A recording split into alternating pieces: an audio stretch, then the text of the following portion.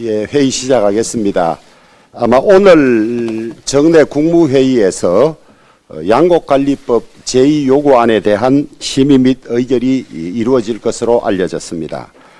우리 당은 이미 수차례에 걸쳐서 양곡관리법이 우리 농업 전반과 국가 재정에 미칠 악영향과 민주당의 일방적인 강행 처리의 부당성을 지적하면서 제2요구권을 건의하겠다는 말씀을 해왔습니다.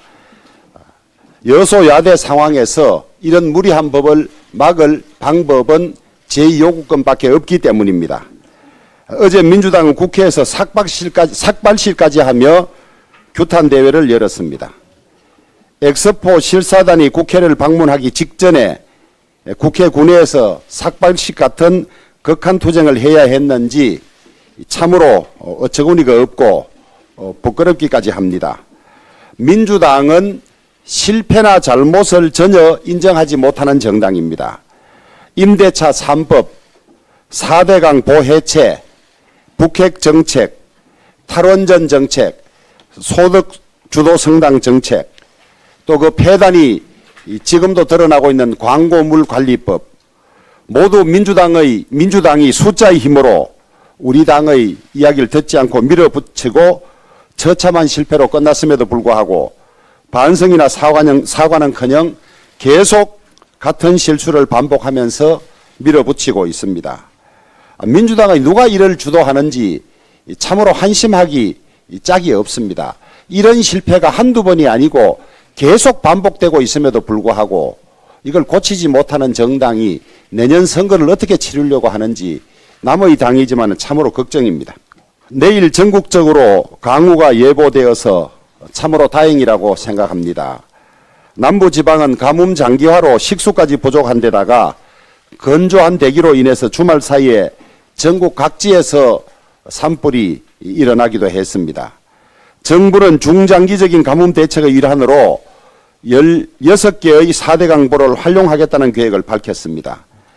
지난 문재인 정권은 4대강에 대한 맹목적인 적개심으로 4대강 사업의 효과를 의도적으로 폄하하고 보해체 결정까지 했습니다. 문재인 대통령 집권 초반 4대강에 대한 정책 감사를 지시하기도 하고 여러 차례 감사가 이루어졌습니다. 하지만 우리나라의 기후 특성상 계절에 따른 강수량의 변화가 아주 심하고 이미 물 부족 상황에 놓인 만큼 효과적인 치수의 필요성은 아무리 강조해도 지나치지 않습니다. 이번 가뭄으로 그동안 민주당과 좌파 환경단체의 주장이 얼마나 건시안적인 단견에 사로잡혀 있었는지 분명해졌습니다. 특히 지금과 같이 기후변화가 갈수록 심화되는 시기에 미래의 불확실성을 대비하지 않는 이런 건시안은 범죄라고 해도 과언이 아닐 정도입니다. 이미 4대강 사업의 효과를 많은 국민들께서 체감하신 이상 녹조라떼 우는 등의 선동은 더 이상 통하지 않을 것입니다. 중대재해법이 시행된 지 꽤 지났습니다마는 효과에 관해서 의문이 많이 제기되고 있습니다. 그동안 경제계는 중대재해법에 많은 문제가 있다고 주장해 왔습니다. 법조문이 애매모호하고 처벌 중심이며 현장의 안전 불감증을 개선할 대책이 전혀 없다는 것입니다. 관련 학자와 전문가들은 아무리 주의를 기울여도 어쩔 수 없이 사고가 발생할 수 있는 환경이 있다면서 환경 자체가 위험한 곳에서 발생한 사고에게까지 안전관리 책임자가 있음에도 불구하고 대표에게까지 형사처벌을 받게 하는 것은 무리라고 하고 있습니다. 이런 식이라면 아무도 앞으로 위험한 업종은 투자하거나 공장을 하지 않을 거라는 우려가 제기되고 있습니다. 1년 남짓 운영해본 결과 예방 효과가 있는지도 의문스럽습니다. 관련 통계를 보면 상시 근로자 50인 이상 사업장에서 중대재해 사망자는 작년 한 해 256명으로 2021년 248명에 비해서 오히려 늘어났다고 합니다. 법 시행 1년 동안 오히려 사망자가 늘어난 이런 아이러니가 있습니다. 중대재해법의 제정 취지는 누구도 부정하지 못할 것입니다. 하지만 법안의 목적도 실현하지 못하면서 기업에 과중한 부담을 남기고 산업 구조를 왜곡할 수 있다면 다시 현장과 실태를 점검해서 법안의 문제점을 재검토할 필요가 있다고 봅니다. 오늘 제가 원내대표로 주재하는 마지막 원내대책회의가 되는 것 같습니다. 그동안 여러 가지로 바쁘실 텐데도 빠짐없이 회의에 참석해 주시고 또 좋은 의견, 대책을 말씀해 주신 우리 간사님들, 또 위원장님들, 부대표님들 감사드리고 특히 우리 정책위 전문위원님들도 빠짐없이 이렇게 오셔서 늘 좋은 의견 내고 정책해 주셔서 감사합니다. 우리 사무처 또 보좌진 언론인 여러분께도 수고하셨다는 감사의 말씀을 드립니다.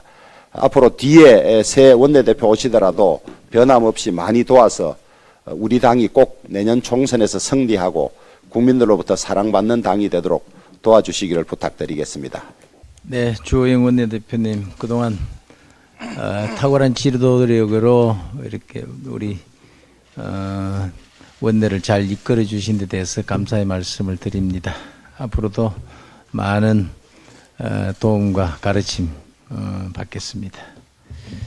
조금 전에 주 원내대표님께서 말씀하신 그 양곡관리법 후속대책과 관련해서는 모레 그러니까 오는 6일 저희도 당정회의를 열고 후속대책 구체적인 방안을 모색하도록 하겠습니다. 네, 문재인 정권의 부동산 대목 규제는 이제 풀어야 합니다. 문재인 정권은 26번이나 잘못된 부동산 정책을 내놓으면서 국민의 발목을 잡아왔습니다. 부동산 시장 정상화라는 국민의 바람을 담은 윤석열 정부의 부동산 정책이 제대로 시행되어야 하는 것은 국민의 명령입니다. 하지만 분양주택에 대한 실거주 의무조항 폐지 내용을 담은 주택법 개정안은 상임위인 국토위에서 제대로 논의되지 못하고 있습니다.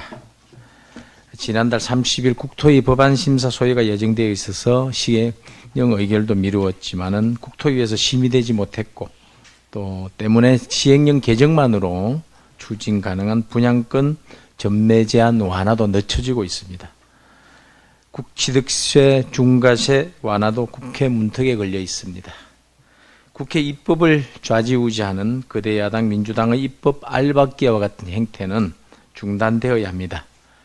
민생과 국민 편익이 최우선되어야 합니다. 전매 제한이 완화되면 수도권은 최대 10년에서 3년으로, 지방은 최대 4년에서 1년으로 소급이 완화되어 국민의 원활한 주거 이동에 큰 도움이 될 수 있습니다.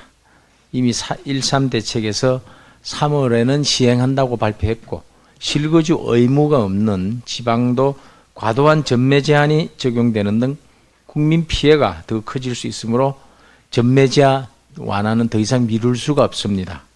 다만 국회에서 주택법 개정이 안 된다면 분양권 상한제 주택의 실거주 의무만 남은 상황에서 전매 제한만 완화되어 팔 수는 있지만은 살아야 하는 입법 공백이 생기게 됩니다. 시행령에 맞춰서 실거주 의무 폐지를 위한 주택법 개정도 조속히 시행되어야 합니다. 더 이상 국민을 희생시키는 부동산 정책 실패는 일어나서는 안 됩니다. 국민의힘은 부동산 정책 실패를 단절하고 부동산 정상화를 반드시 이뤄내겠습니다. 이재명 대표가 2020년 4월 19일 페이스북에 이런 내용을 포함한 글을 올렸습니다. 그 제목은 완벽한 승리로 끝난 15일간의 전쟁, 관련 공무원 전원 포상이라는 제목으로 올린 페이스북 글입니다. 거기에는 이런 표현들이 있습니다. 밤잠을 설쳐가며 충성심과 열정으로 행정학 교과서에 실릴 만한 기념비적 전격 행정입니다. 주말에도 새벽 퇴근을 밥 먹듯 했다는 언론 보도까지 나왔습니다. 그렇게 되면 당시 공무원들은 주 몇 시간 일하는 것인지 묻지 않을 수가 없습니다. 주 100시간이 넘는 것인지. 그렇지만 이재명 대표는 그런 우리 윤석열 정부의 근로시간 개편안에 대해서 탁상행정이라고 일방적으로 매도하고 폄하하고 있습니다. 당시 15일 같은 전쟁, 15일 간 전쟁 같은 근무를 한 경기도와 지금 근로자의 뜻대로 근로자의 선택권을 존중하면서 근로시간 제도를 개선해보려는 윤석열 정부의 노력을 그대로 국민의 힘의 그런 노력에 민주당이 협조하지는 못할 망정 그렇게 일방적으로 깎아내렸으면 안 될 것입니다. 이런 식의 근무 행태가 자신들은 젊은 세대들의 불신을 맞는 나쁜 관행이었다는 걸 스스로는 인정하지 않으면서 우리 국민의힘에 대해서 일방적인 그런 비방을 멈춰주실 것을 다시 한번 당부드립니다. 지난 2일 발생한 대전 충남 홍성 금산 지역 등 산불 피해가 매우 큰 상황입니다. 아직도 진화가 되지 않아서 더 큰 피해가 우려됩니다. 오늘 새벽 5시 기준으로 충남 홍성 산불 피해 지역은 1,452헥타르, 금산 대전 산불은 625헥타르로 추정되고 있습니다. 다행히 인명 피해는 없으나 충남 홍성 309명, 금산 대전 605명 등 1000여 명의 주민들이 대표했고 주택과 비닐하우스 수십 채, 농기계가 전소했습니다. 염소 등 가축들도 떼죽음을 당했습니다. 산림당국이 산림 대응 3단계 상황에서 모든 역량을 총동원해서 진화를 하고 있습니다. 산림 소방당국은 주민과 현장 대원의 안전을 최우선으로 진화 작업에 만전을 기해 주실 것을 당부드립니다. 또한 철저한 산불 예방 대책도 정부와 함께 당정이 신속하게 마련해 나가겠습니다. 4월 2일 주말에만 해도 산불 신고 접수가 55건에 달했습니다. 국민의힘은 필요한 모든 지원을 위해서 최선을 다하겠습니다. 민주당의 후쿠시마산 수산물 선동에 대해서 한 말씀 더 보태겠습니다. 우리 국민 모두가 기억하고 있는 대국민 사기극이었습니다. 15년 전입니다. 지난 2008년 미국산 쇠고기 수입을 놓고 우리 사회 전체가 극심한 혼란에 빠뜨린 적이 있습니다. 뇌숭숭 구멍탁이라고 하는 말로 대변되는 한마디로 광우병 사태였습니다. 그때 당시 공영방송이라고 하는 MBC는 PD수첩을 통해서 내용을 조작하고 여론을 호도했습니다. 마치 미국에서 들어온 쇠고기를 먹기만 하면 광우병에 걸리는 것처럼 국민들한테 굉장히 위협적인 방송을 했습니다. 전 국민을 기만했었던 그 결과 지금 상황이 어떻게 되어 있습니까? 지난해 우리나라 쇠고기 수입량이 47만 톤 정도인데 그중에 55%가 미국산입니다. 약 26만 톤 이상의 미국산 쇠고기가 수입돼서 유통되고 있습니다. 그런데 미국산 쇠고기를 먹고 광우병에 걸렸다는 기사는 지금까지 본 적이 없습니다. 결국 진실은 밝혀지게 마련이고 진실이 이긴다고 하는 사실은 변함이 없습니다. 그렇지만 MBC 광우병 가짜뉴스 사태 이후에 이미 우리 사회는 엄청난 혼란과 씻기 힘든 상처가 나버린 상태입니다. 현재로 되돌아와 보겠습니다. 정부는 지난 한일 정상회담 이후에 일본 후쿠시마산 수산물 수입에 대해서 논의된 바 없다. 여러 차례 확인했습니다. 그리고 대통령실에서도 후쿠시마 수산물이 들어올 일은 없다라고 확인을 해준 바가 있습니다. 후쿠시마산 관련해가지고 지난 문재인 정부 때 후쿠시마 원전 방류수 처리 등과 관련해서 그 당시 문재인 정권 때도 이렇게 얘기했습니다. 국제원자력기구 IAEA의 심사 기준을 엄격하게 따르겠다. 그리고 지금도 마찬가지 입장입니다. 국제기구인 IAEA 심사 기준에 따르고 또 그 심사에 우리나라도 참여를 하고 있습니다. 그럼에도 불구하고 민주당과 이재명 대표는 지금 후쿠시마산 수산물을 가지고 국민들을 선동을 하고 있는데 그러면 그때는 맞고 지금은 틀리다. 왜 바뀌었는지 그 입장 바뀐 것부터 설명을 해야 될 것입니다. 민주당 일부에서는 일본 후쿠시마 현지 방문을 추진 중이라고 합니다. 더욱 기가 막힌 것은 일본 방문을 하겠다고 하는데 일본 정부나 또 당사자인 도쿄전력 이런 담당자와의 면담 일정이나 이런 부분은 정해진 바가 없다고 합니다. 결국 정치쇼를 통해서 가짜뉴스 선동을 극대화하겠다는 그런 뜻을 밝힌 것에 불과하다고 생각합니다. 원내 169석의 절대 다수당인 제1야당이 거짓 선동만을 위해서 외국까지 나가서 가짜 뉴스 유포를 시도한다는 것은 결국 대한민국의 국격을 훼손하겠다는 의미가 될 것입니다. 최종적으로 그 모든 부끄러움은 우리 국민이 부담해야 될 몫입니다. 이렇게 가짜뉴스와 선동을 통해서 국면 전환을 노리는 이유는 우리 모든 국민이 다 알고 있다시피 범죄 의혹으로 기소되어서 수사와 재판을 받고 있는 이재명 대표와 이재명 방탄, 그 이상도 그 이하도 아닙니다. 이를 모를 국민도 없을 것입니다.